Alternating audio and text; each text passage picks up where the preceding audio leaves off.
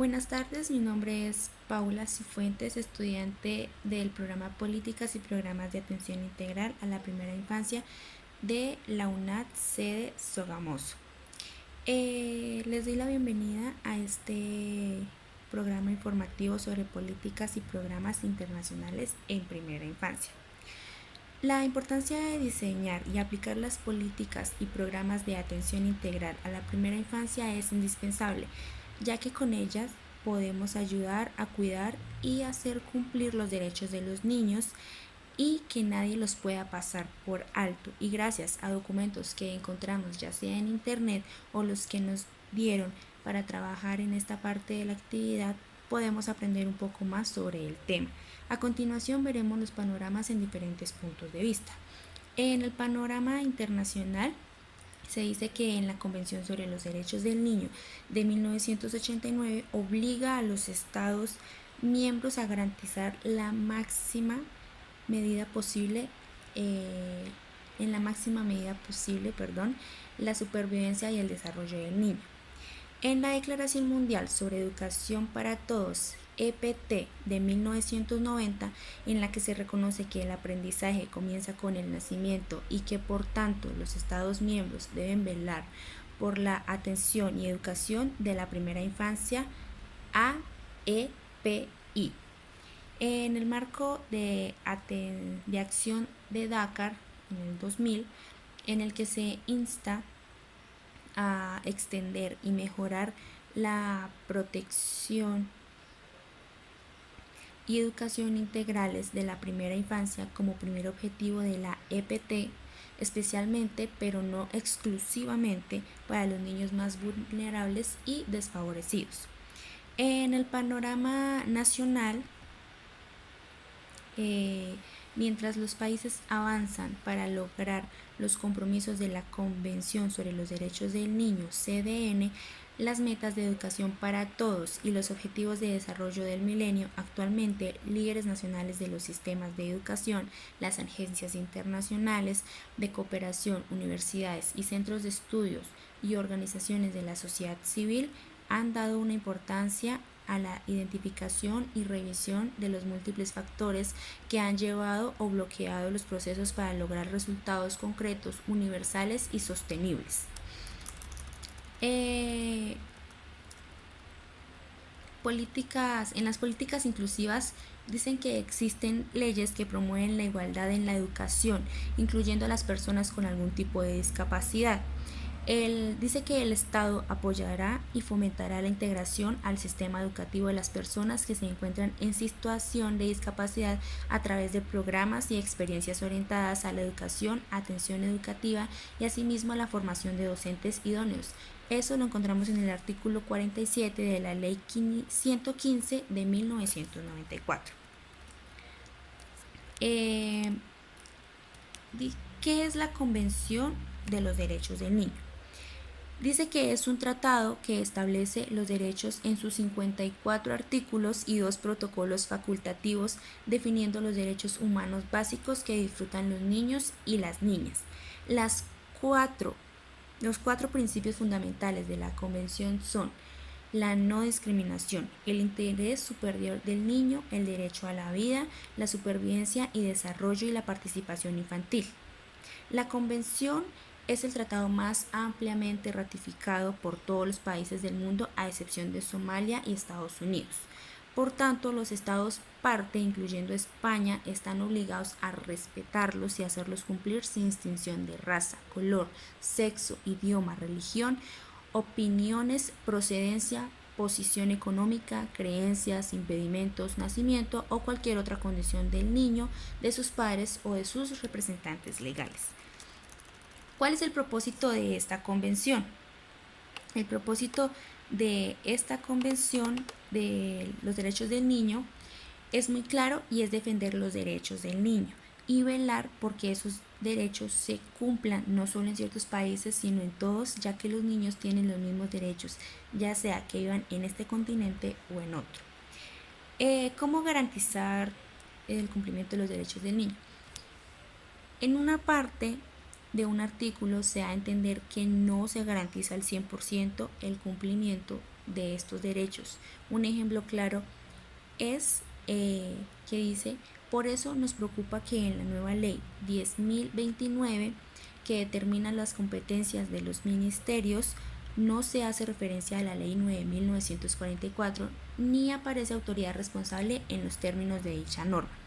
Dice que no aparece una autoridad responsable la cual garantice ese cumplimiento, pero el garantizar ese cumplimiento es de parte y parte, y eso se inicia desde casa, ya que muchas veces desde las propias casas donde viven nuestros niños se les maltrata los derechos de los niños de alguna u otra forma. Entonces pienso que garantizar el cumplimiento de estos derechos se debe hacer primeramente en casa. ¿Cuáles son los principios generales para la realización de los derechos del niño? Los principios generales son muy simples y creo que todos lo sabemos. Es el interés superior del niño, el derecho a la no discriminación, el derecho a la vida, a la supervivencia y el desarrollo, el derecho a la libertad de expresión y de ser escuchado, el derecho a la salud, derecho a cuidados especiales, derecho al cariño y amor de sus padres, derecho a la educación, derecho a la protección de los niños, derecho a la protección contra maltratos de otras personas en los colegios, etc. ¿Cuáles son los objetivos del desarrollo de milenio?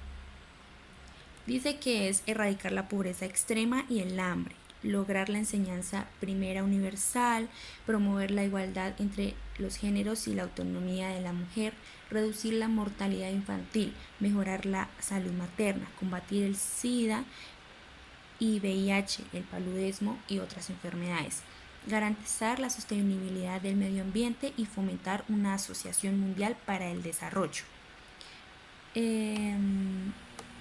¿Qué son y cuáles son los beneficios de la atención y educación de la primera infancia para el desarrollo? La atención y educación de la primera infancia no solo contribuye a preparar a los niños desde la escuela primaria, se trata de un objetivo de desarrollo holístico de las necesidades sociales, emocionales, cognitivas y físicas del niño, con miras a crear los cimientos amplios y sólidos de su bienestar y de su aprendizaje a lo largo de la vida. La AEPI tiene el potencial de forjar a los ciudadanos abiertos, capaces y responsables del futuro. Los beneficios que tiene la atención y educación a la primera infancia es contribuir a una mayor eficacia de los sistemas tanto educativos como sanitarios y así proporcionar una mano de obra mejor formada y calificada. ¿Por qué es importante que se implementen las políticas y programas internacionales sobre la educación inicial y primera infancia?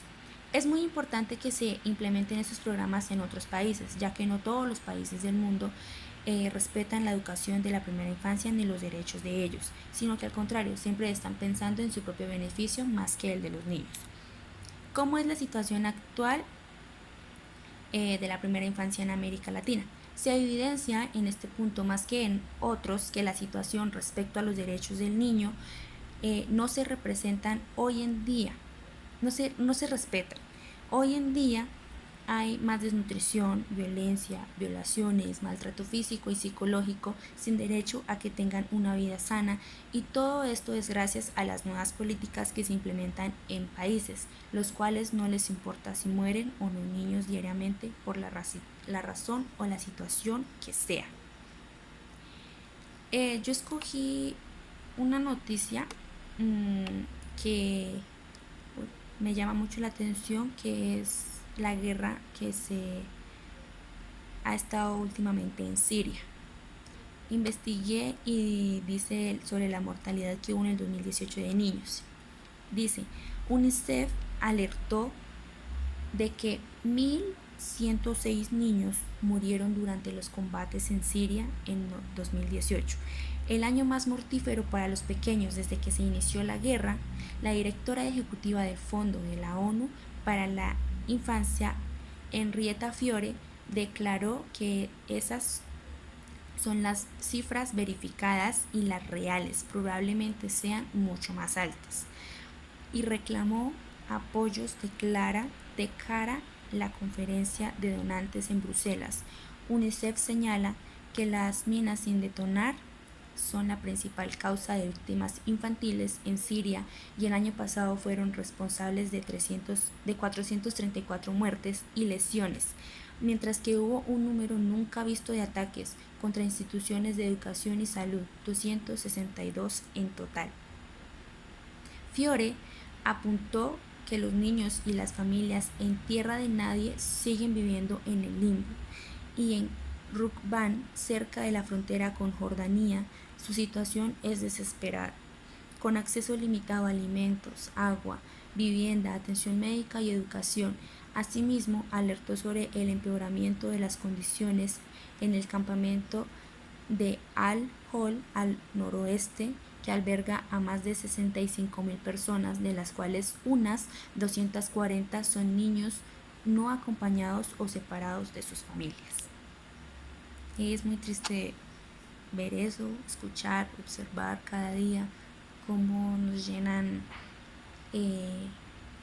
cómo se llenan las redes sociales de estas noticias tan tristes. Ver que esos niños inocentes, que son inocentes y no tienen la culpa de la guerra que hoy están viviendo sus países, no saben por qué inició esto. Entonces, creo que cada persona en este mundo debe ponerse la mano en el corazón y pensar que esos niños pueden ser nuestros hijos, nuestros hermanos, nuestros sobrinos, etc. Y pensar que eso puede pasar acá mismo en nuestro país donde vivimos, y que Dios no lo quiera, no suceda cosas tan terribles de aquí a mañana y que no podamos hacer nada. Muchas gracias.